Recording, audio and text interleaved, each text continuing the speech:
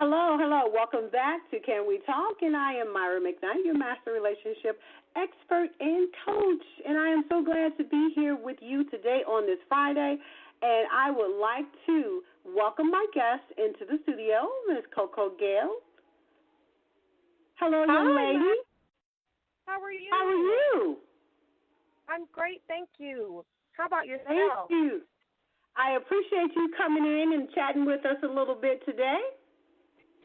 Thank you for having me. I'm very excited and extremely humbled to be here. Awesome, awesome. We're excited to have you here. Now, let me do this first. I talked a little bit about what you're doing, CoCo, but what I want you to do is tell our listening audience what you do. Talk a little bit about this phenomenal ministry that you have and how you just came out the box within the last year, and you're helping ladies and you're just spreading your strength to other women all across the world. So can you take a few minutes and let them know the name of your organization and what you do? Okay, well, the name of my organization is Healed in Heels. That's HEALED in HEELS. So that equates to being healed physically, emotionally, spiritually, and I still look good doing it. The purpose of Healed in Heels is to break generational strongholds, societal and self-inflicted wounds through the Word of God and the bonds of sisterhood. So often, women are faced with emotional, mental, physical traumas, and what we don't allow ourselves time to do is to heal. We just continue to show up. We're made up. We're dressed up. We're there. And we are hurting, we are broken, we are sad, we are despondent, we're angry, we're all of these variable emotions, but our face is beat to perfection, our clothes are on point, our hair is tight, our nails are done, but inside we are hurting, we are molding and mildewing because we haven't taken the time out to really get to the root of what's going on that's causing that pain. So Healed in Heels was created just about 11 months ago in theory. It actually has been an actual work in progress for the past 7 months, 7 to 8 months, because of the lack of an opportunity for women to be transparent about their pain. Mm-hmm. Mm-hmm. Wow. Okay, that's a lot. That's a lot. You know, that's an amazing it's an amazing opportunity to be able to help women who are going through their pains. And the question that I would ask is, how do you get the ladies to open up to the pain that they are going through? There's a scripture in Philippians that says, "To the weak I become weak to attract the weak, so that they may know that they can be saved." So the first thing that I do, Myra, is I let them know that I am a survivor of sexual assault. I am a survivor of domestic violence. Not only am I a survivor, I'm a victor. I have overcome it, and I don't allow those stigmas, that pain from those problems to continue to affect me. So what I do is I make sure that I tell these women my business. I give them the raw, uncut, nitty-gritty of what I've been through. And what it does is it allows women to see, well, wow, she's been through that too, and she overcame, and she is enduring. And not only is that, she is really making a difference, and it's not affecting her, and she has real joy. Well, let me tell her what I'm going through and see what she can do to help me or where she can direct me so that I can get that joy. So that's what I do, is I just make it relatable. I just get on their level because it's my level. I've been there and I've done that. And sometimes I still go back to some of that same pain because even though I'm healing from it, I'm healed in some areas, but some areas are still healing works in progress. Okay, all right. Do you think that the women that go through the particular pains that you were talking about, the sexual abuse or the domestic violence, do you think that the only way that those women can be healed is if they are vocal to someone else about it? I think in the degree of the person that you are. Everybody is not going to be as loud and vocal and transparent about their past issues, their transgressions, their own faults and broken places as I am. That takes, it took years for me to get to be as comfortable about my story as I am now. Right. So I won't say that it necessarily requires you to be vocal, but what I do believe it requires you to be is honest. And the first person you should be honest with is yourself. So Absolutely. if you know that you have been in a domestic violence relationship, don't continue to make excuses for that man. Be honest with yourself that you don't deserve to be abused. It doesn't matter what you said or didn't say or did or didn't do. You don't deserve that. If you have been sexually assaulted, whether it was by somebody that you were in a relationship with, by a complete and total stranger, or whether you were a little girl, there's nothing that you could have done to have warranted that type of abuse. You have to be honest with yourself and stop making excuses for the victimizers. I had to come up with that. I had to accept to forgive them, but I also had to be honest with myself that it doesn't matter what I did or didn't do. That brother didn't. He shouldn't have been mean to me. He shouldn't have hit me. He shouldn't have stolen from me or whatever he had done, because all those things is what he was doing. So it didn't matter what I was doing. It didn't matter what I was not doing. That when you had taken a vow to be my husband, for better or for worse, you shouldn't be inflicting the worst. Great. And, and I agree. And the reason I ask you that, CoCo, is because, we have a lot of women that are listening today, and I want to make sure that we touch bases for every one of them. I don't want them to feel like, this is the only way that you can get healed. You know what I'm saying? Because some women are so, and it's not because I don't think that they don't want to talk about it. I think that that's just the environment that they've probably come up in, and it's hard for them. Some people are just really very private, and it's kind of difficult to. And so while you talking this, being here is amazing, because I know that there are women out there who are private and they go through their pain in their own particular way, but still knowing that you are out there to be, sometimes it just takes you to be the vocal person. You know what I'm saying? The other person. Sometimes it takes me. You agree with what I'm saying? I do. It does take. Everybody has that one sister friend, or even an actual sister that they know will stick up for them, that's going to be the loud mouth, that's going to fight their battles, that's going to come in and say, let me tell you what you're not going to do. I've always been that friend. So I take pride in knowing that, I've got one of my best friends from high school. She is a feisty character, but for the most part, she's kind of soft-spoken. Well, I'm not really soft-spoken. So when I hear about somebody hurting her or being mean to her or whatever, I get offended, because I'm like, that's not going to work. So I do understand what you're saying. Everybody is not going to be vocal. Everybody's not going to be all about telling their business. And everybody's not going to be interested in doing that on a front and center stage.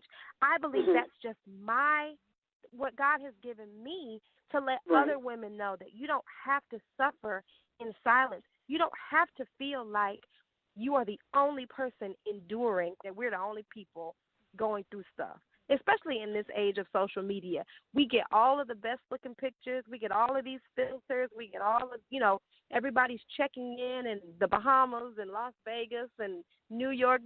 And so I'm thinking, I work this regular 9-to-5 job. I barely have enough money. This man is not good to me. I need to lose weight. I'm still harboring, daddy issues, all these variable things. And so what I think is I'm the only person, that I'm an island unto myself, that I'm the only person enduring this type of drama and foolishness, but it's not the case. All of us are going through something. It's just varying degrees of what you're going through. And so I feel like my ministry is about vocalness and transparency, so that the people who are meek and who are mild and who are quiet, they just get a little strength from knowing, okay, I'm not the only one. It's nothing wrong with me.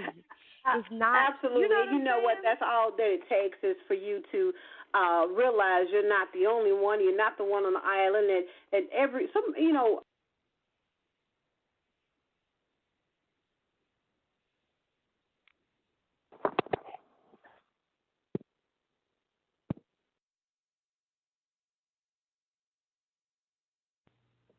Source Nation, stay tuned. We'll be right back. You're listening live to Can We Talk by Master Relationship Coach Myra McKnight.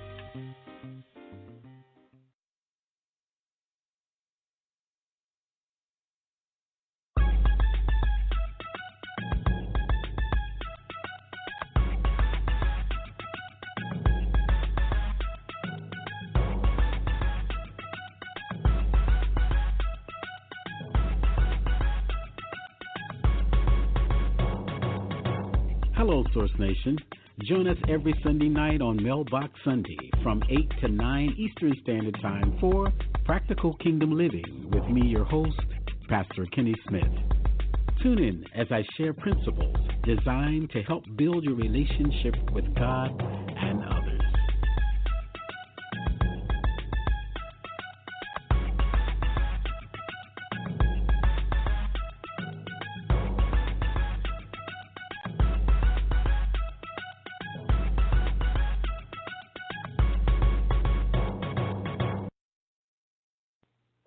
Welcome back, Source Nation. You're listening live to Can We Talk by Master Relationship Coach Myra McKnight. Hey guys, we're back. I don't know what happened. I do apologize for that. This is Myra McKnight with Can We Talk, your Master Relationship Coach, and we were just going through a few things with CoCo about the women's ministry that she has, and we were talking about women that are hurting all over for a whole lot of plethora of things, but she deals specifically those women that are, having some domestic violence, some things that happened in your lives at some point ago, and how you're dealing with them. And she was talking about how we can dress up and have our heels on and look all cute and all Beyonce-like and in pain. And, and that's just being real, and that's just being practical, because we've done that for so long till I think that it's kind of old news and old hat. And that's a habit that we do have to get out of. Would you agree, CoCo? Absolutely. I think. And one thing I wanted to talk about, and before I do this, hey, I want you guys to call in, get involved with this conversation, and let us know how you feel about this. Call us at 619-924-0933. 619-924-0933, and let's kind of chat about this. We want to get off the merry-go-round, so to speak. We want to stop feeling hurt and stop feeling depressed and stop feeling like we're alienated and stop acting as though the next lady next to you is better than you and the one in front of you and behind you is better than you. We gotta really think a little bit better about ourselves. When you dial that number, press 1. And then you are able to get in here and ask a question of CoCo tonight. So please give us a call at 619-924-0933. CoCo, what I'd like to ask you, because you did mention something about forgiveness. Okay. There are a lot of women that struggle with forgiveness, and the women that come into my office, they feel as though they've gotten over the issue. They're fine. They're good.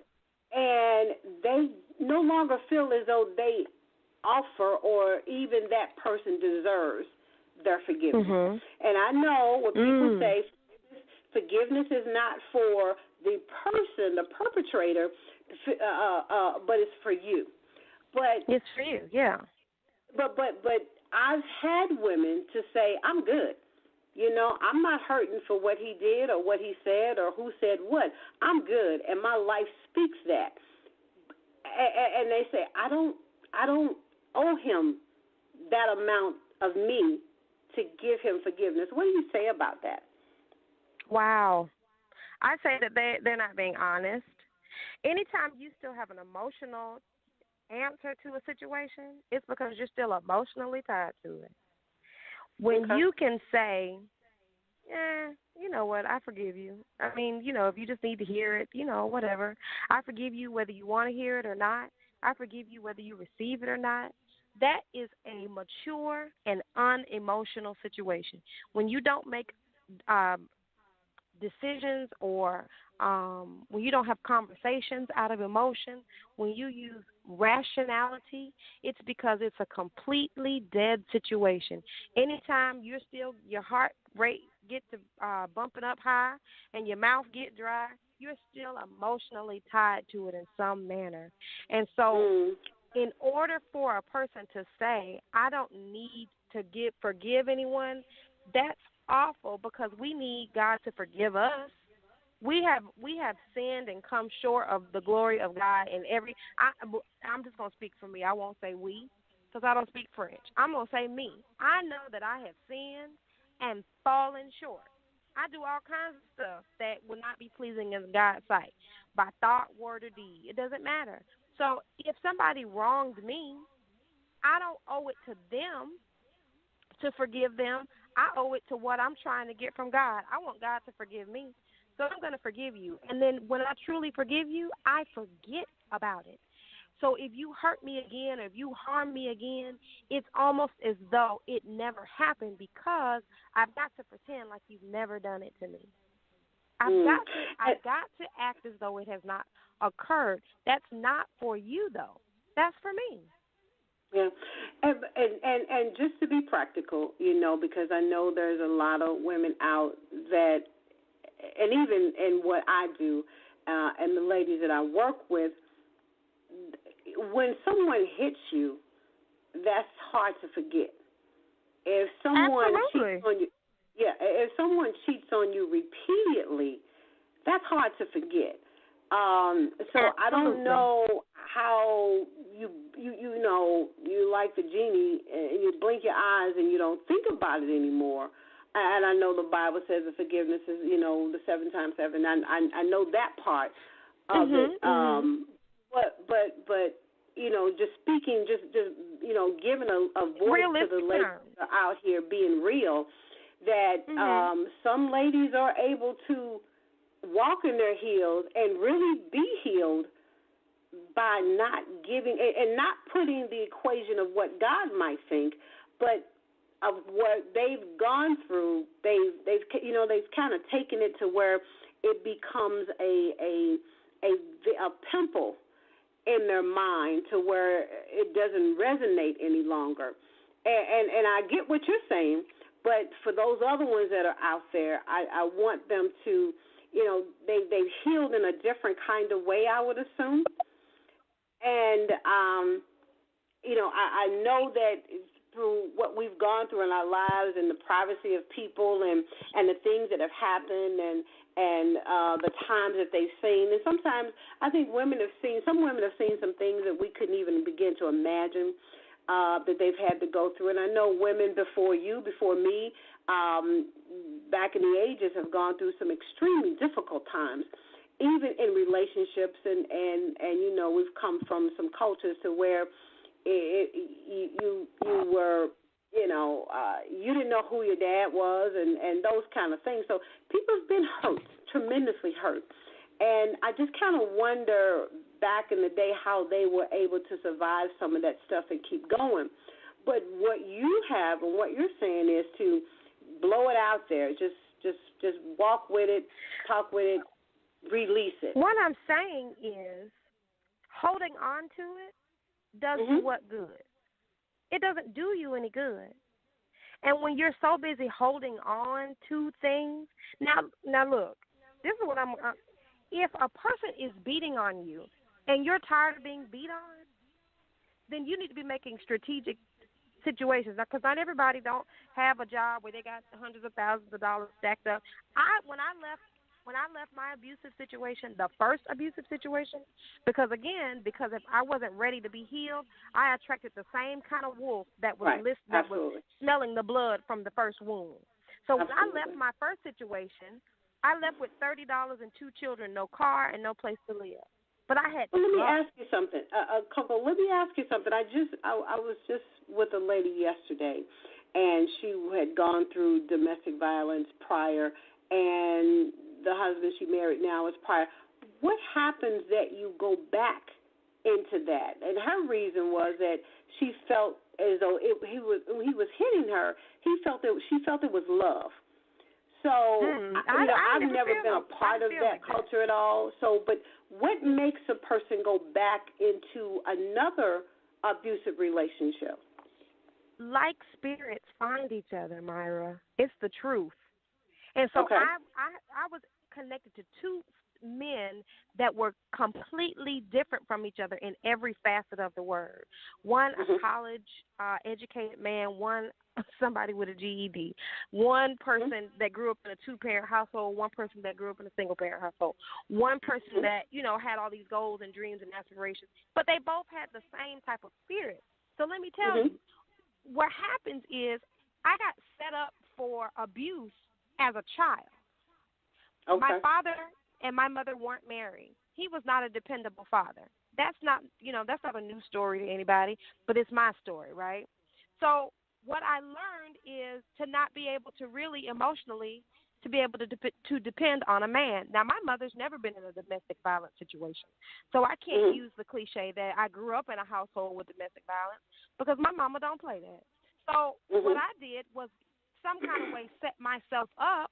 I had been sexually assaulted as a child, and so I had developed a spirit to receive abuse because I had been abused from the beginning. So when I first met the man who I would marry and bear his children, he didn't start off being mean or abusive. But what I did not recognize were the signs of narcissism. So he was controlling. He was he liked to keep me all to himself. He liked to wrap me up, and I thought at that time that it was love, but what it was control. When I finally, after 2 years and 7 years of 2 children and 7 years of marriage, got away from him, I got into another relationship with somebody who did not look, sound, or mimic anything like what I had come from.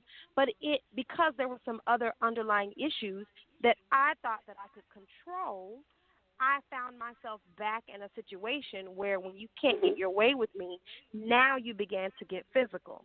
So what I did, because, again, I could not just up and leave, I had to make a conscientious plan that I'm getting ready to get out of this. I started looking for houses. I started looking for places to live where me and my children could be protected. I started sliding my money away. But I had a plan. I knew that I wasn't any longer in what I had been dealing with and putting up with, but because I had a plan and there was no more emotion connected to it. Whenever I was emotional, he could pull me back in with my emotions. Whenever I throw your stuff out and cuss you out and scream and holler and cry and my eyes all swole up and call your phone and text you or do this back and forth with you, my emotions were still attached to you, so you could emotionally control me, which is also abuse. Once I no longer allowed you to be able to emotionally control me, my rational thinking came to forefront. That didn't mean that I didn't still cook dinner for my husband, that I didn't pretend like I wasn't upset. That didn't mean that we still didn't get into tough. That didn't mean that we didn't go to church and raise the kids. It just means that in the back of my mind, I'm working on an escape plan. That's what I'm saying. So even though I was connected to two different men, I was not seeking, for abuse because I didn't grow up in an abusive situation in the clinical sense of abuse. But I had been abused previously. Okay. Wow. You're listening to Can We Talk with your master relationship host, Myra McKnight, and I have my wonderful guest here, CoCo Gayle, and she's talking about some things that are very important in our lives today as women. And actually it's practical and it is real. We have a tendency to hide a lot, on various issues and on various occasions. We have a tendency to not talk about how we hurt and how we actually feel. And I do know that some women out there have been there, done that, and come through that. And like for you to kind of maybe share that with us and ask CoCo any questions that you might have. Our number is 619-924-0933. And if you will press 1, you'll be able to come into the studio with us and ask us any questions that you might have. Now, CoCo, my question is, and I know that you can't escape stuff. Some things sometimes are bad choices, and we've made them, we learn from them, but even though we learn from those bad mistakes and we try to create a healthier relationship for ourselves as women, sometimes you just run into stuff. And, you're right. My next question, what do you tell the ladies that you work with when it comes to a point, okay, this is where we are? The ladies that I work with, I say, this is where we are. Okay, we've had this time to have this pity party. You're no longer a victim. Now we need to move on into a different realm. What do you tell them? How do you help those ladies not get back to where you have helped them just become delivered from? How do you help them not to get back into that unhealthy choice making when it comes to relationships? We have the same conversation, Myra, because I give them 3 days. You got 3 days. You got 3 days to wallow and cry and fall all out. After that third day, you have to get up and go on. You give them 3 days. I give them 1, so that's good. I give them 1 day. I can't stand there wallowing and crying for no 3 days. I'm gonna give you one good day, and after that, baby, you got to get up and move. You got to get on up. You got to get past. I make them say out loud what they're leaving. Say it out loud. Okay. Don't mull it over in your head. Say, okay, I'm leaving a man who cheats on me and exposes me to sexually transmitted diseases. I'm leaving a man who has had 2 outside children on me. I'm leaving a man who punches me in my face, but then expects me to make love to him tonight. I'm leaving. You see what I'm saying? To say that out loud. I got you. I do understand, and everything you're saying is exactly true. I see it every day. It's exactly true. But I think that women are so emotional that I think our biggest problem is we do not know how to manage our emotions, and they can really put us in a situation as if we're on a roller coaster ride that's never ending. And it to the normal person, you would think that it shouldn't take much for you to say I'm out when you hit me. It shouldn't take much to say I'm out when you make me feel less than who I am. Shouldn't take that much. God knows if we tell our men some of the things that some of the men tell us, then they would have been gone. But for some reason, women feel obligated to hold on to that because sometimes it's just real, CoCo, that sometimes women just think it's going to get better. And and I hear that a lot, that some women just figure, and sometimes they're told, just to be real, they're told now. They're told by their parents, they're told by the church, they're told by the girlfriend, we're just hang in there, stick in there. He's a good man, he works every day. Why would you leave them? Excuse me? So I think we've created a culture against women to stay in relationships that are unhealthy. Be it not one of the things that they might say, well, he doesn't hit you. He doesn't hit me, but he doesn't treat me like I should be treated either. And if we are to be true, what the Bible says, that you are beautiful and wonderfully made.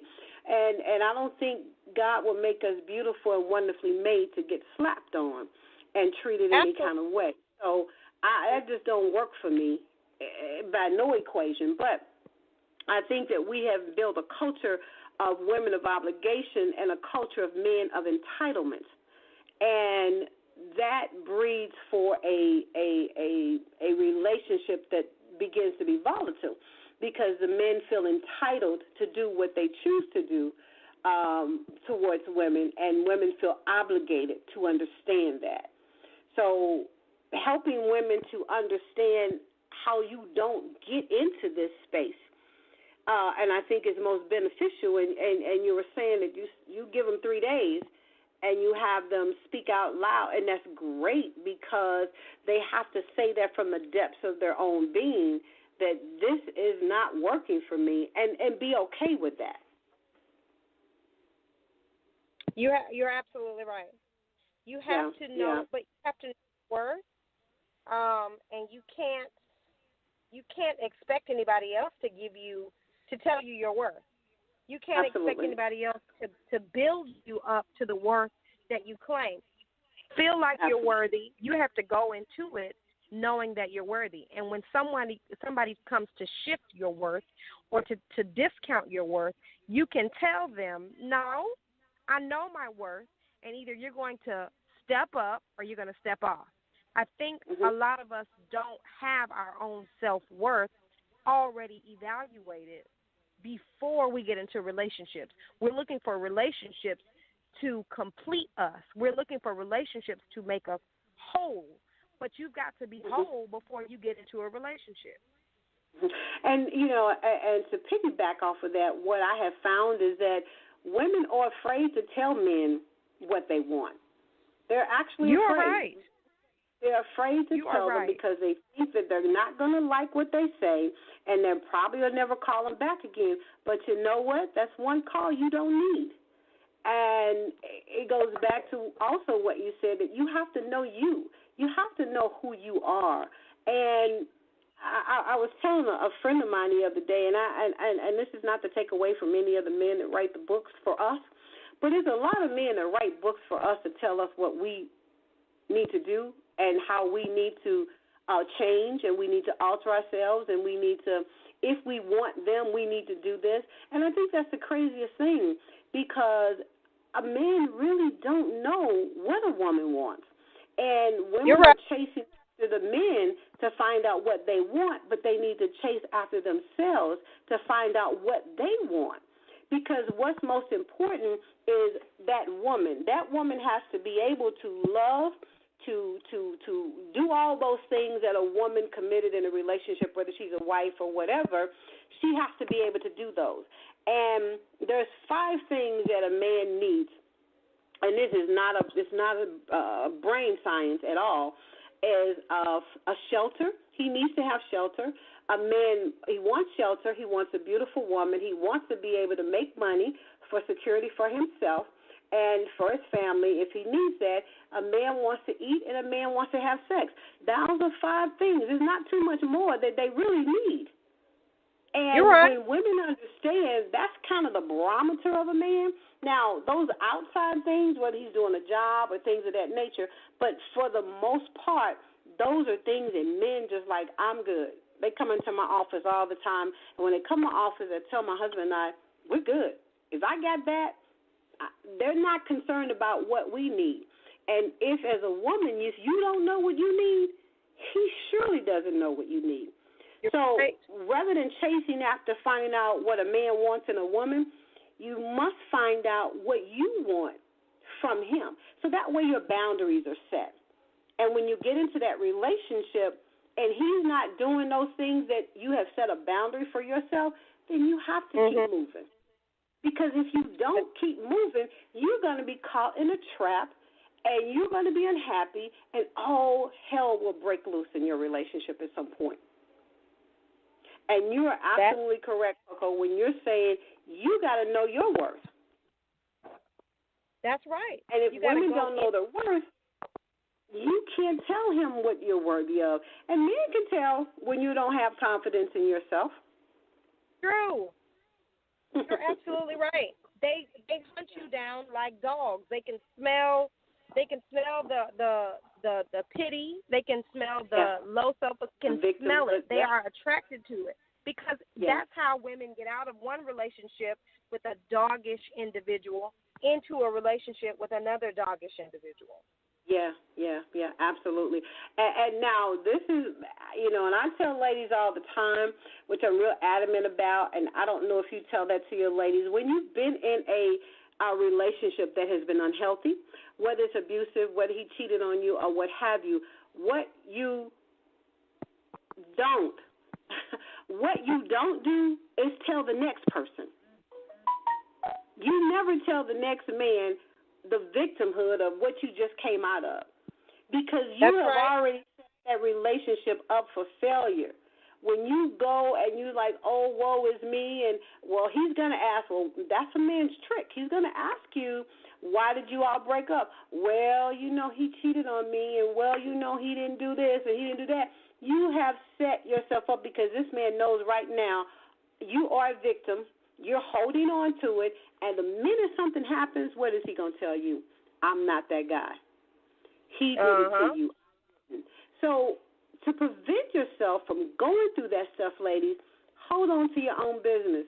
You are not obligated to tell him what just happened in the last relationship, especially if it wasn't something that was healthy.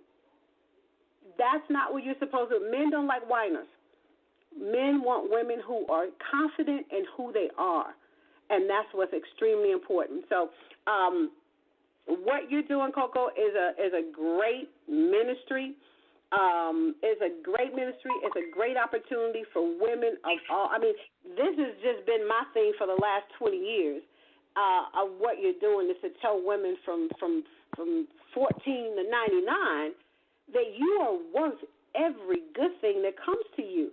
And you shouldn't allow a man to call you out of your name, to treat you any kind of way, to disrespect you, because that is not what you were created for at all. And so what you're doing is enhancement to women everywhere. And I think you said that you work with women of all ages. I do. Good. From teenagers on the way up, as old as you can be. Because if you have that pain and that brokenness, you've probably been carrying it since you were a teenager, if not younger. Absolutely. Yeah. Absolutely. And it is best to be get that confidence back so you can burst out of that and become the new you. I started a new kind of a group called Today's Game Changers, and it's about women coming full circle. And it's difficult to come full circle if you're stuck in a relationship that is unhealthy, or you're stuck in a mindset where you can't go any further. You have to be able to move from where you are to come full circle for where God has you to go. You are right. Because you sure can't go nowhere, ladies, if you're stuck on what this man has done and what he's doing, and you're riding around with a flashlight in daylight and you're checking his phone and, come on.